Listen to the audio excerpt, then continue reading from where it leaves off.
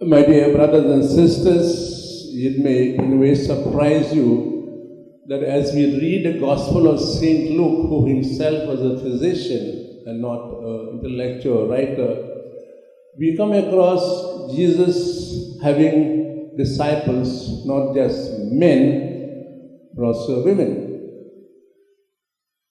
Women who played in a way an important role, not just in bringing the Savior in the world, but also to carry on his mission, who were associated with him, who moved with him from place to place.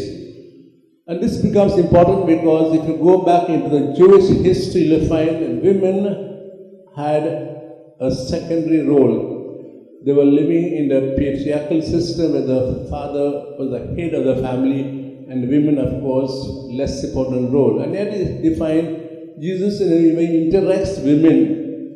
When you see in the Gospel of St. John, when Jesus visits the house of Martha and Mary, Mary does something unbelievable.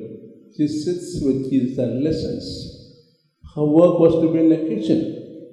And therefore her sister comes to scold her and also in a way reprimand Jesus, so to say, why is she with you? She is not supposed to be sitting with men.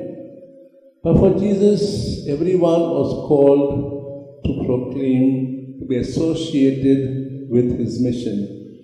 Therefore also we read through the Gospel passage that women were accompanying him and associated with him in his work and providing what he needed for his missionary work. We are called to mind in the world today so many women congregations, they who do important work. Let's not forget other women who may not be part of this so-called congregation, association, who are at home.